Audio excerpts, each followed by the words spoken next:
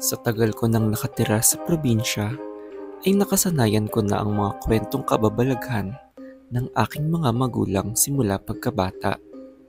Gayunpaman ay hindi ako naniniwala sa mga maligno o aswang. Ako si Redon at ito ang kwentong nagpabago sa akin. Tahimik ang buhay ko noon bago dumating ang aking kapitbahay na tila nababalot ng kababalaghan at hiwaga. Simula nung makilala ko siya, ay dun ako namulat sa mundo ng kadiliman.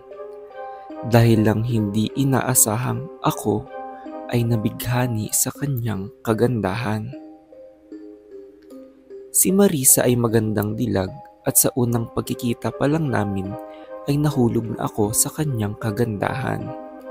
Mayumi at simple lang si Marisa at kahit ibang kapitbahay ay agad na naging malapit sa kanya simula nang lumipat siya. Maliit lang ang komunidad namin sa aming bayan at lahat kami ay magkakakilala na. Kaya naman malaking balita ang magkaroon ng bagong lipat sa amin. Dahil sa tagal namin dito, ay naging malakas ang loob namin na lumabas sa gabi dahil tiwala kami sa isa't isa. Isang gabi ay naglalakad-lakad ako matapos manggaling sa bukid. Nagninilay-nilay ako kung ako ba ay manliligaw kay Marisa at magtapat na sa aking nararamdamang pagkagusto sa kanya. Hindi ko alam na dun mag-uumpisa ang lahat.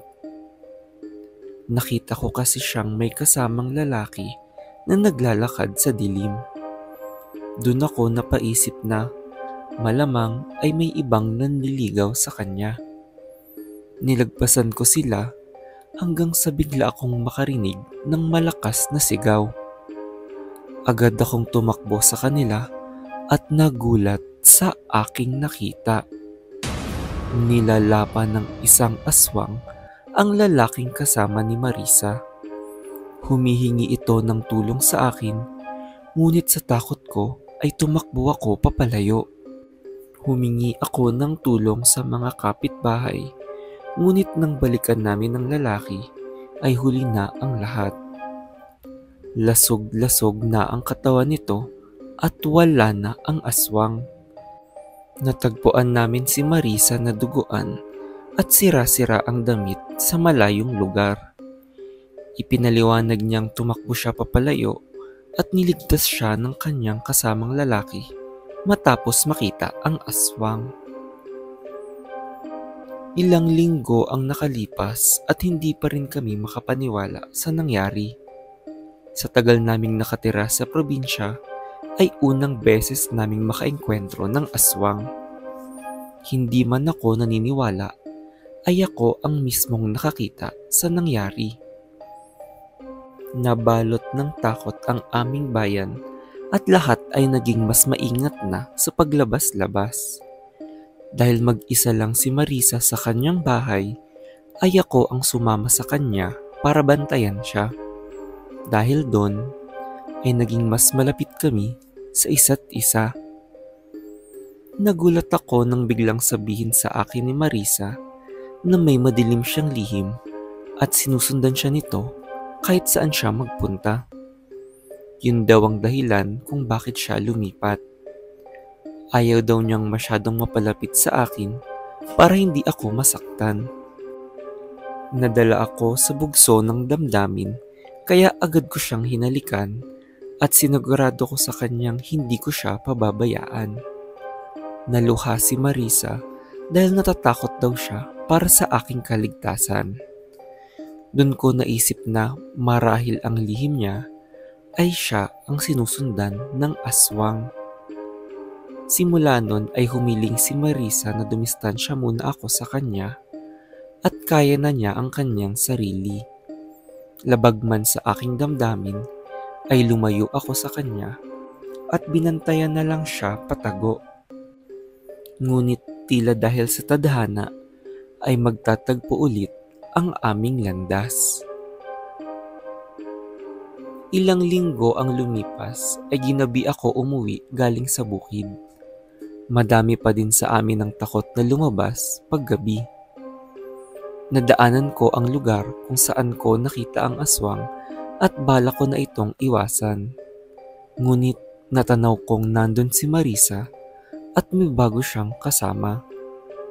Selos ang una kong naramdaman dahil may iba na siyang kasama kahit akala ko ay hindi pa handa sa relasyon si Marisa.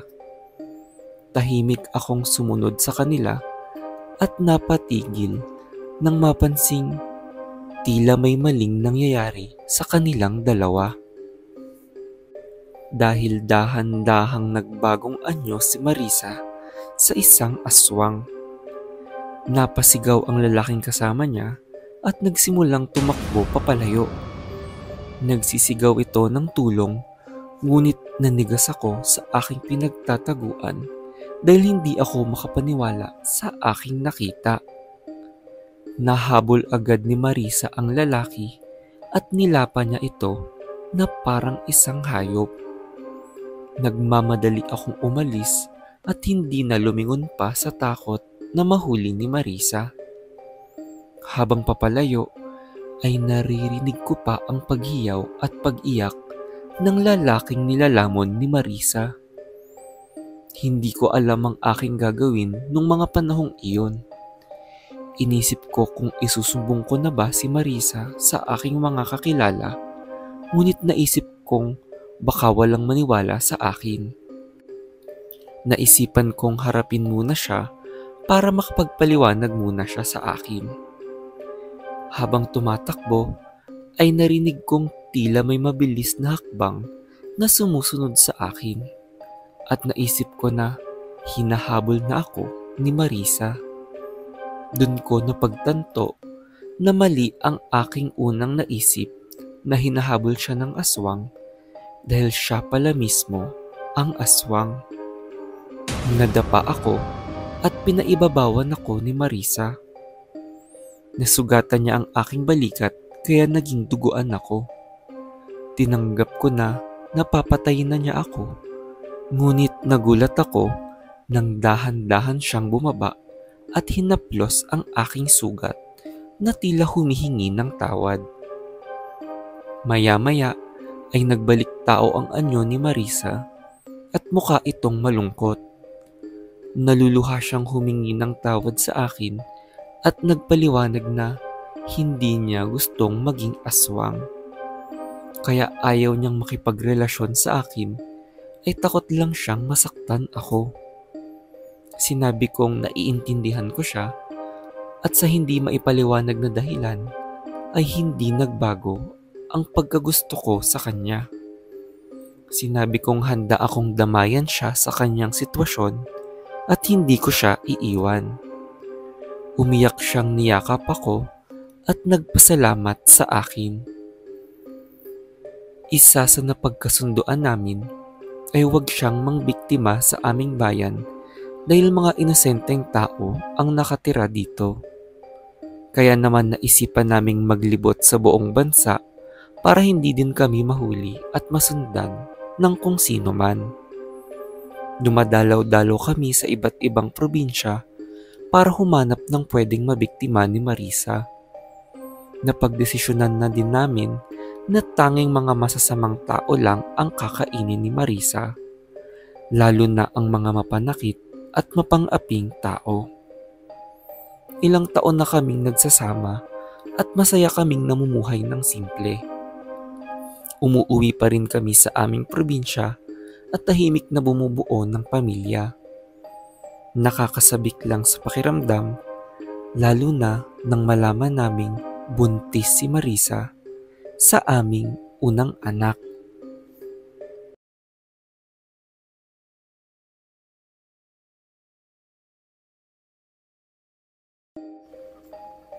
Isa sa mga pinakamatagal ko nang inaasam sa buhay ay ang may umibig sa akin. Kaya naman laking tuwa ko nang makilala ko ang taong iibigin ko habang buhay. Ako si Annabel at kapag narinig niyo ang aking kwento, ay wala na ako sa mundong ito. Nag-umpisa ang aking storya nang madiskubre ko ang isang mahiwagang balon na tumutupad di umano ng mga hiling. Maging leksyon sana sa inyo ang aking buhay at kung paano nawasak ang aking pangarap na pag-ibig dahil lang sa ganid at kasakiman. Nang mamatay ang aking mga magulang, ay naiwan akong mag-isang namumuhay sa aming bahay. Mahirap lang kami at hindi din naman ako kagandahan, kaya walang nanligaw sa akin simula pagkabata. Kaya naman ako'y naging matandang dalaga na. Gayunpaman, ay umaasa pa din ako na may makikilala akong magmamahal sa akin ng tunay. Kahit ako ay magka-40 na, ay hindi pa din ako sumusuko. Kaya naman nagkaroon ako ng pag-asa nang marinig ko ang isang usap-usapang balon. Sinasabing matatagpuan sa isang masukal na parte ng gubat ang balon at hindi basta-basta nagpapakita sa lahat. Nang matagpuan ko ito, ay humiling ako na may makilalang magmamahal sa akin. Maya-maya ay nakarinig ako ng kaluskos sa aking likuran at nagulat. Isang matipunong lalaki ang tumambad sa akin at nagsabi itong hinahanap din niya ang balon. Sa unang tingin pa lang ay alam ko nang may kakaibang koneksyon kaming dalawa. Nagpakilala siya bilang Marco at agad kaming nagkamabutihan. Ilang buwan nang lumipas at nagsasama na kami ni Marco. Nalaman kong ang hiling din niya ay makahanap ng babaeng iibig sa kanya at ako daw ang tumupad nito para sa kanya. Sa ilang buwan ay masaya kami. Ngunit may mga pagsubok pala kaming haharapin. Dahil pareho kaming hindi naman mapera at nakatira lang sa munting bahay. Magsasaka si Marco at mananahi ako, ngunit minsan ay hindi sapat sa amin ang aming kinikita. Kaya naman naisipan naming humiling sa balon ulit para sa kaginhawaan. Kinabahan kami dahil hindi namin sigurado kung magpapakita ba ulit ang balon sa amin. Kaya laking gulat namin nang matagpuan ulit namin ito at agad na humiling ng kayamanan para magkapera kami. Maya-maya ay napansin naming tila may kumikinang sa tubig. Isang umaapaw na kahon ng mga alahas at ginto ang tumambad sa amin nang aming inangat ang timba sa ilalim ng balon. Lubos kaming natuwa ni Marco at agad na nagdiwang. Lingid sa aming kaalaman ay magsisimula pa lang pala ang aming bangungot. Hindi pa namin alam nung mga panahong iyon dahil nasilaw kami sa kayamanan na aming nakuha. Kami ay naging maluho at mayabang sa aming biglang pagkaroon ng pera. Naging mapagmataas kami at naging usap-usapan na ng mga kapitbahay. Lagi kaming lumalabas at bumibili ng mga magagarang mga gamit. Dahil doon ay naging mayabang kami at madamot sa aming mga kakilala. Naging masama kaming tao dahil sa pera.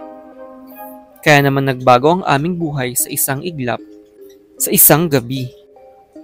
Galing sa pagbili ng mga bagong damit si Marco at pinakita niya sa akin ang mga ito bago ako matulog. Maya-maya ay nakarinig daw siya ng ingay, ngunit sa antok ko ay siya na lang ang aking inutusan. Pagbaba niya ay saktong may bumungad sa kanya. Isang magnanakaw ang bumulaga sa kanya pagtapos niyang buksan ang ilaw. Napasigaw si Marco, ngunit sa gulat siguro ng nanloob sa amin ay naputok niya ang kanyang dalang baril. Doon ako napabangon at napatakbo papunta sa sala. Dumanak ang dugo ni Marco habang nakahandusay siya sa sahig. Nagsisigaw ako ng tulong, ngunit malayo pa ang susunod naming kapitbahay, kaya pinuntahan ko pa sila.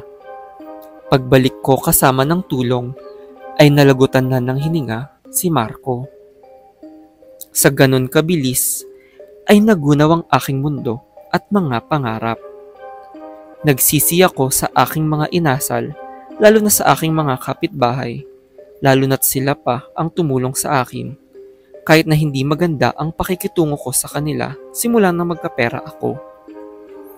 Alam ko ding dahil sa pagyayabang ay natiktikan kami ng magnanakaw at kung naging mapagkumbaba kami ay walang trahedyang mangyayari sa amin. Dahil sa pagkadesperada ko ay naisipan kong hanapin muli ang balon at ihiling na buhayin muli si Marco. Nakipagkita ako sa isang albularya na kilala sa aming lugar.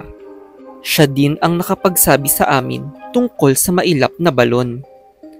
Nang tanungin ko siya, ay sabi niyang hindi posible ang aking gustong ihiling at malamang ay hindi na muli magpakita pa sa akin ang balon. Dahil wala na si Marco, ay nagbalik ako sa pananahi mag-isa at kinailangang magbenta sa karamihan ng aming gamit at luho dahil hindi ko kaya makita ang mga ito. Naaalala ko lang ang mga regalong binili sa akin ni Marco at nalulungkot ako. Hindi ako makatulog kakaisip sa pagsisisi. Naisip kong aanhin ko ang yaman kung ako lang din mag-isa. Na sana pala ay nakontento na ako sa aking unang hiling na natupad. Natakot din akong baka hindi ko na makita pa ang balon. Dahil handa ako sa kahit anong kapalit, makita at makapiling ko lang muli si Marco kahit sa huling sandali. Tuwing gabi ay napapanaginipan ko si Marco at lagi niyang tinatawag ang aking pangalan at tila hinihikayat akong sumama sa kanya. At maiiyak na lang ako pagdilat ng aking mga mata dahil alam kong hindi ko na siya maibabalik pa kahit makita ko man ang balon. Unti-unti kong natanggap na wala na si Marco at natuto na akong maging kontento sa aking buhay mag-isa. Ilang taon na ang lumipas at hindi nawala sa puso ko si Marco at siya pa din ang pinakamagandang alaala sa aking buhay. Naging mabuti na ako sa kapwa at mapagkumbaba. Ngayong matanda na ako, ay nais kong makita ang balon para sa aking huling kahilingan. Mabuti na lang ay nagpakita ulit ito sa akin. Dahil lagi ko na ulit napapanaginipan si Marco na tila tinatawag ako. Ang huling hiling ko na lang sa buhay ay makasama siyang muli at sa palagay ko ay tapos na din ang aking oras sa mundo.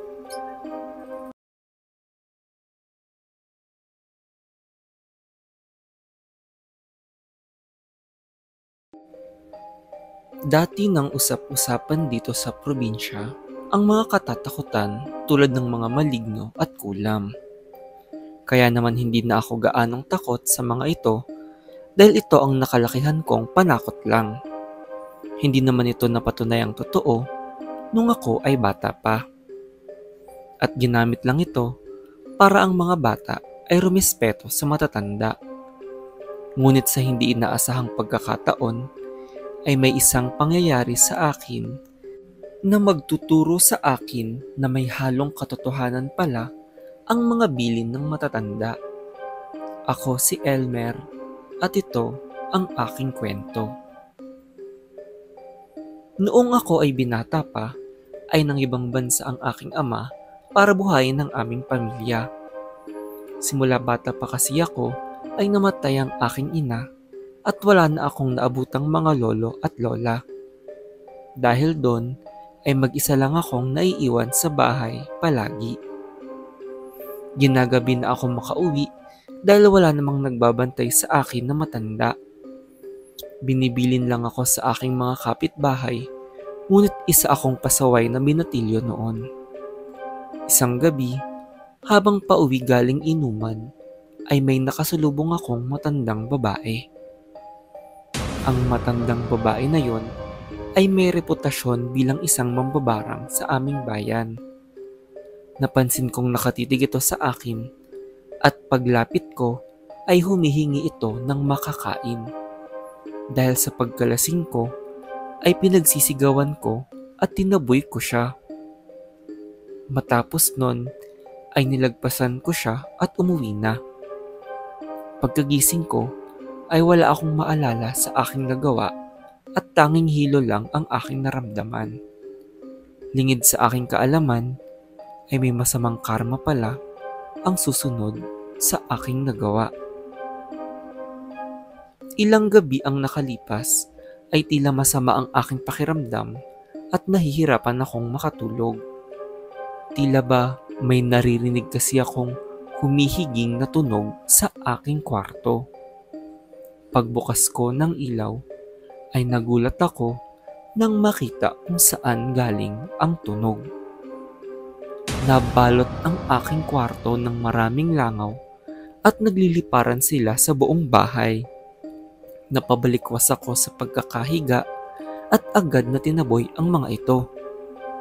Hinanap ko kung may nabubulok ba sa aking kwarto, ngunit wala akong nakitang maaaring pagmulan ng mga langaw.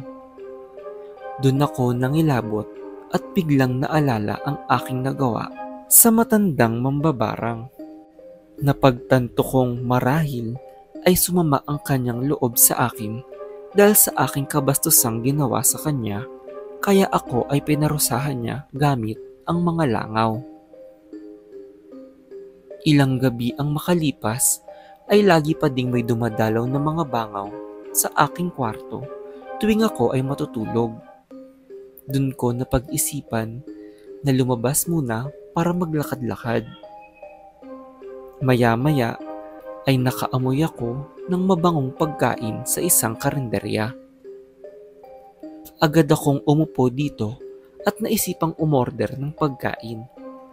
Naisip kong humigop ng mainit na sabaw para malabanan ng antok sa takot na makita ulit ang mga langaw. Ngunit habang kumakain ako, ay may kakaiba akong nalasahan at napaduwal ako. Pagtingin ko, ay may mga langaw na naglulutangan sa aking kinakaing ulam at sabaw. Napasigaw ako sa pandidiri at nagulat din ng ibang mga kumakain dahil tila pagkain ko lang ang nagkaroon bigla ng mga langaw. Agad akong umalis at tumakbo pauwi. Hindi ako makapaniwalang sinundan ako ng barang ng matanda hanggang sa labas. Hindi na ako makatulog at makakain ng ilang araw dahil sa takot sa mga langaw. Doon ko naisipan na humingi na ng tulong sa isang kilalang albularyo sa amin. Si Mang Rod ang albularyo ng aming bayan at siya ang aking agad na nilapitan tungkol sa barang sa akin. Nilahad ko ang aking naging pambabastos sa mambabarang at pinaliwanag ni Mang Rod na bihira daw magalit ang matandang iyon. Ganun daw kalala ang pagdamdam nito sa aking nagawa dahil ang kadalasang binabarang nito ay mga taga-ibang bayan o kaya mga dayo. Pinayuhan ako ni Mang Rod na mag-alay ng manok at magsindi ng kandila sa gabi para lumayo ang mga langaw. Natuwa ako nang tila naglaho ang mga bangaw nung ako ay natulog matapos kong sundin ang mga bilin sa akin ng albularyo. Kaya naman nagkagana ako kumain ng almusal pagkagising ko. Ngunit habang kumakain ay tila sinakitan ako ng tiyan. Bigla akong sumuka at napansin kong may nakahalong mga langaw ang lumabas sa aking bibig. May iilan ding langaw na tila buhay pa at lumipad papalayo. Agad akong tumawag ulit kay Mang Rod para humingi ng tulong tanggalin ang aking pagsusuka. Pinainom ako ni Mang Rod ng mga pinakuloang mga dahon at pinahira niya ako ng mga langis. Matapos nun ay dinasalan niya ako at gumaan ang aking pakiramdam. Doon niya ako pinayuhan na humingi na lang ng tawad sa mambabarang para tumigil ang kulam. Pagpunta ko sa bahay ng matanda ay agad akong lumuhod sa kanyang harapan at humingi ng kapatawaran. Tinanggap naman niya ito at nagsabing humingi lang siya ng pagkain. Sana daw ay respeto na lang ang aking ibinigay imbis na pambabastos. Bilang dagdag na pampalubag loob, ay inabutan ko ito ng pagkain at tinanggap niya ito. Ayon din kasi kay Mang Rod, ay isa itong pagpapakita ng respeto at paghingi ng kapatawaran. Matapos nun, ay hindi na muli pang nagpakita ang mga langaw. Nung mga panahong iyon ko natutunan na magtino sa aking buhay at maging marespeto sa kapwa. Kahit walang nagpalaki sa akin nung mga panahong iyon, ay natutunan kong maging magalang sa matatanda, pati sa aking kapwa-tao. Hanggang ngayon, ay naging magalang na ako kahit kanino. Wala dapat pinipiling lugar, edad, kasarian, at kung anuman ang pagiging mabuti sa kapwa. Naging leksyon sa akin ang aking karanasan at mabuting may napulot akong aral dahil dito.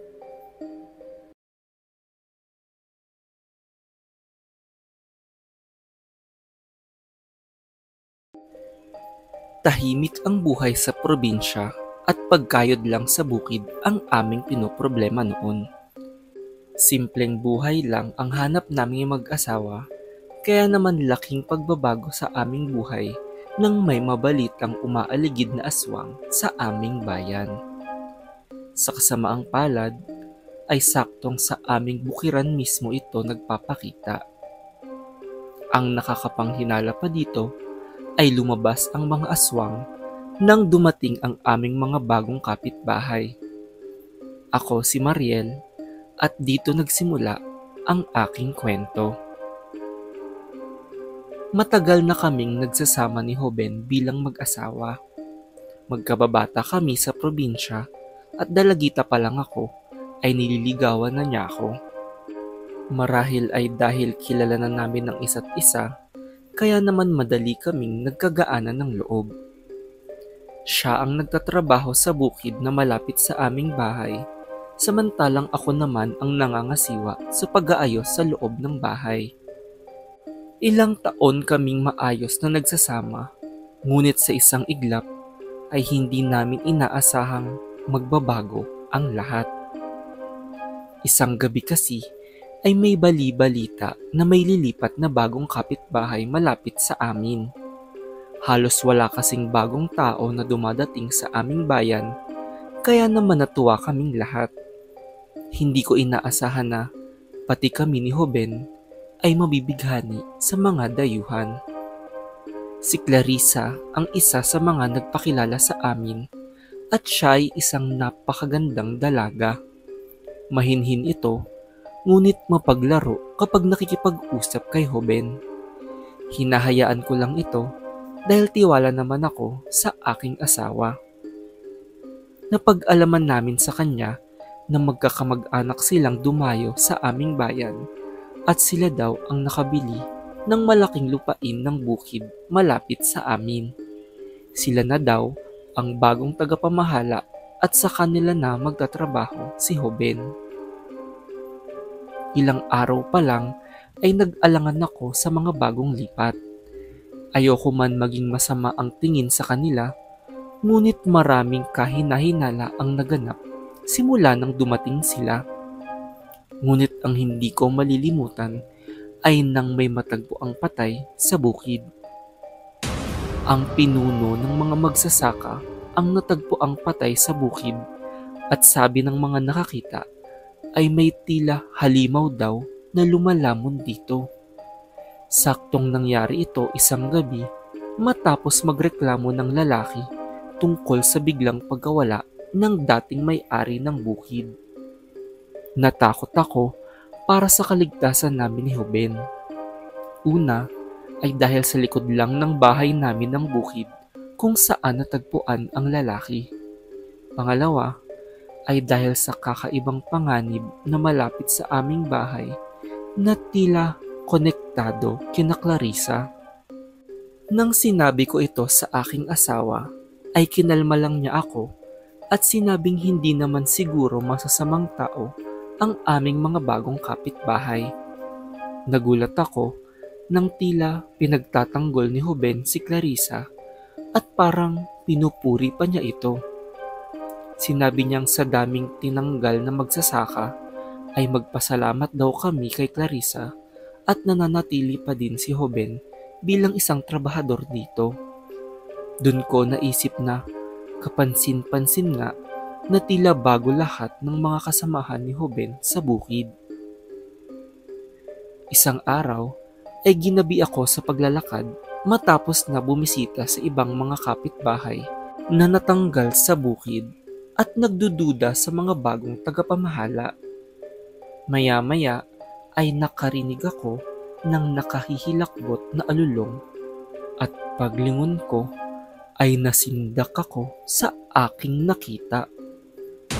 Isang aswang ang nakatayo sa talahiban na tila naghahanap ng mabibiktima. Mabuti na lang ay hindi ako nito napansin agad at dahan-dahan akong umatras para magtago. Nang makalayo ito kaunti ay nakita kong nagbagong anyo ito kay Clarissa. Hindi ako makapaniwalang totoo ang usap-usapang may aswang nga sa aming baryo at isa na dun ay ang aming bagong kapitbahay na si Clarissa. Mistulang sinakop na nila ang aming bayan at ginawang pagmamay-ari na ng mga aswang ang bukid. Agad akong tumakbo pa uwi at nagkandado ng aming buong bahay.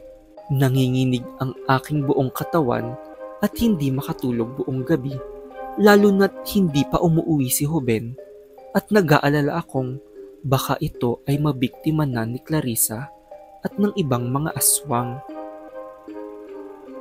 Nang lumalim ang gabi, ay dumating si Ruben at agad ko itong kinamusta. Pinaliwanag ko ang aking nakita at nagulat akong hindi naniniwala sa akin ang aking asawa. Pinagbintangan pa ako ni Ruben na naiingit ako kay Clarissa kaya ko ito sinisiraan. Doon ako naghinala at tinanong si Ruben kung bakit mas kinakampihan pa niya si Clarissa kaysa sa kanyang sariling asawa. Sa aming pag-aaway ay galit na lumabas si Ruben kahit gabi na. Nang mahimasmasan ako ay nakonsensya ako kaya sinundan ko siya. Kaya naman maingat akong sumilip sa labas kahit na natatakot pa rin ako sa banta ng pagpapakita ng mga aswang. Naisip kong malamang ay naging paborito nila si Ruben kaya hindi nila ito sasaktan. Ngunit pagsilip ko sa labas ay nalaglag ang aking puso.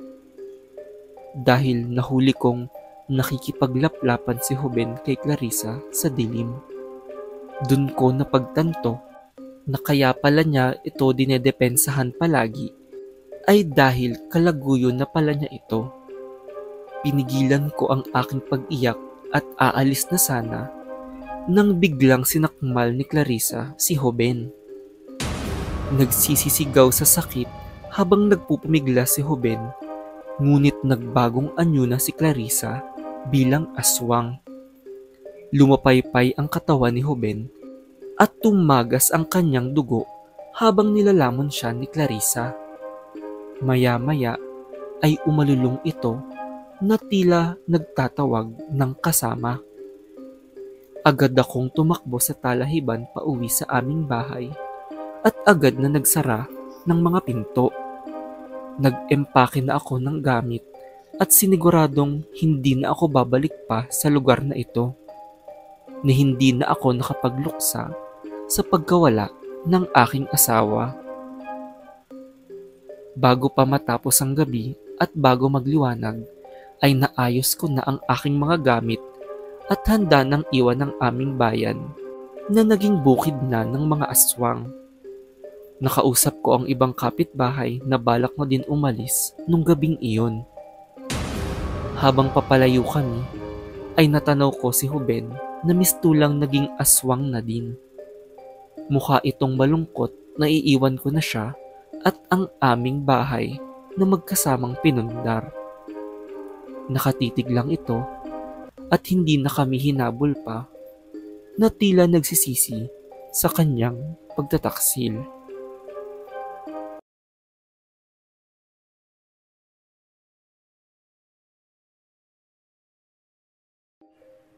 Simula pagkabata ko pa lang ay madasalin na ako at palasimba. Kaya naman malakas ang aking pananampalataya at hindi basta-basta natatakot. Ako si Jana at ito ang aking kwento kung saan nayanig ang aking pananalig dahil lang sa isang tao sa simbahan. Nang dahil lang sa pagdating ng isang misteryosong rebulto sa aming probinsya, ay hindi ko inaasahan na mag-uumpisa ang isang nakakatakot na karanasan. Nagsimula ang lahat isang gabi nang mabalitaan naming may dadating na bagong pari sa amin. Kamamatay lang kasi ng kura paroko ng aming simbahan at magpapadala di umano ang simbahan ng papalit sa kanya na taga-ibang lugar. Ilang dekada na sa amin ang namatay na kura paroko, kaya karamihan sa amin ay nagluksa na mapapalitan na siya. Nagulat kami nang gabi dumating ang bagong kura paroko at nagpakilala ito bilang Father Sandro. Nakakagulat din na may dala-dala itong malaking kahon na kanyang hinihila. Nagpakilala ito sa simbahan at tila magaling ito sa pakikisalamuha. Agad na naging magaan ang loob ng karamihan sa kanyang karisma at sa kanyang paraan ng pakikipag-usap sa amin. Maya-maya ay binuksan niya ang kanyang malaking karton at nagulat kami nang kanyang ipinakita sa amin ang isang rebulto ng santo. Isa itong babaeng santo na tila hindi kami pamilyar. Ayon sa bagong pari, ito daw ay si Santa Empusa at nais niya itong gawing poon ng aming simbahan. Ilan sa amin ay maluwag na tinanggap ito dahil na din sa wala kaming partikular na patron. Sa di malamang dahilan ay tila sa una pa lang ay may kakaiba na akong nararamdaman tungo sa santo. Ngunit dahil na din sa tiwala ko kay Father Sandro, ay naisipan kong subukan magdasal kay Santa Empusa bago ako matulog nung gabing iyon. Ngunit habang nagpapaantok ako, ay tila may bumabagabag sa akin at hirap akong makatulog. Tila ba mabigat ang aking dibdib at nahihirapan huminga. Maya-maya ay biglang hindi ko na magalaw ang aking katawan at para akong binabangungot. Biglang nagpakita ang isang imahe ni Santa Empusa sa aking harapan. Tila buhay ito at dahan-dahang lumalapit sa akin. Ngunit ang nakakakilabot ay ang biglang pagtagaktak ng dugo sa kanyang mga mata na tila siya ay isang rebultong lumuluha. Bigla akong napabalikwas at nakagalaw na sa takot nang biglang naglaho ang imahe ng santo. Buong gabi akong natuliro dahil hindi ako makapaniwala sa aking naging karanasan. Lingid sa aking kaalaman ay umpisa pa lang pala ito ng aking bangungot. Itinigil ko na ang pagdasal kay Santa Empusa sa takot na baka bangungutin ulit ako at magpakita ito sa aking panaginip. Dahil sa takot ko sa karanasan, ay nanumbalik ako sa pagnonobena at doon ako nagpasya na magsindi ng kandila sa simbahan. Pagdating ko pa lang ay naririnig ko na ang usap-usapan ng ibang deboto na tila napanaginipan din nila di umano si Santa Empusa. Iilan sa kanila ay halatang natakot din, ngunit karamihan ay tila nahiwagaan sa pagpapakita at lalong kumapit sa santa. Pagdating sa misa ay ipiniliwanag ni Father Sandro na ang pagpapakita ni Santa Empusa sa panaginip ay isa sa mga milagro ng santo. Kapag daw nagdasal pa ang mga naniniwala sa kanya, ay mas dadami daw ang mga himala na kayang gawin nito. Sa mga sumunod na araw ay halatang dumami ang deboto ni Santa Empusa at kumalat ang mga usap-usapan na may mga napagaling daw ito tuwing dumadalaw siya sa mga panaginip. Gayunpaman ay hindi pa din buo ang aking loob sa santo. Dahil tila may mali sa aking pakiramdam na mas higit ang pagsamba ng karamihan sa kanya kaysa sa mismong Panginoon.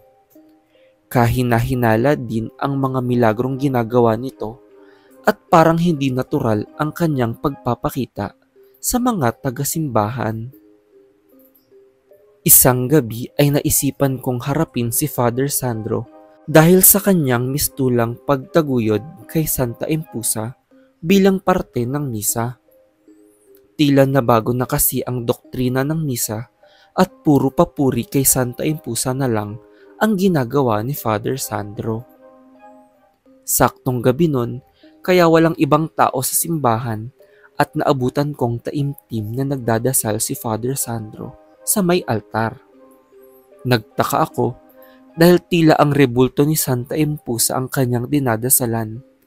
At nang lumapit ako, ay narinig ko ang kanyang pagdarasal. Narinig kong ang papuri ng pari ay tila pag-alay ng mga kaluluwa ng mga napaniwala niya.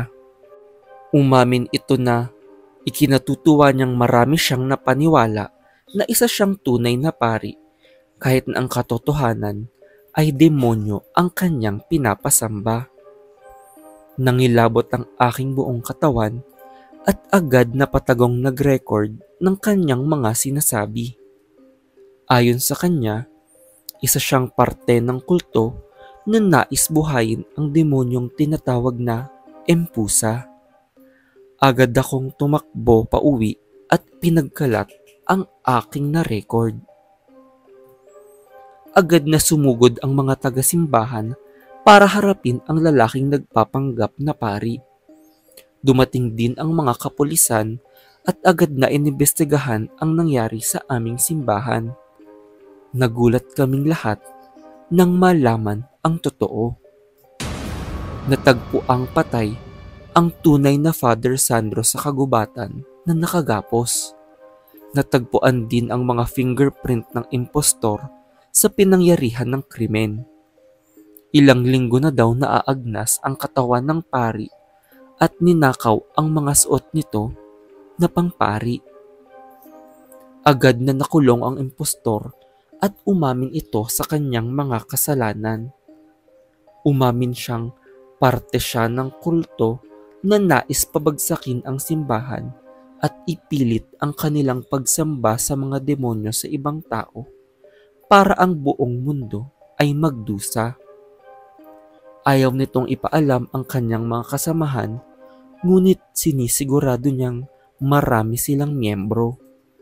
Dahil dun ay lalong mas naging matibay ang aking paniniwala sa Panginoon. Dahil lalong tumatatag ang pananampalataya ng tao sa mga pagsubok. Sana lang ay hindi mabulag basta-basta ang ibang mga tao at hindi basta maniwala sa mga milagro. Dahil baka galing pala sa masamang intensyon nagmula ito o kaya naman sa demonyo. Naway ating protektahan ang ating mga kaluluwa laban sa kasamaan.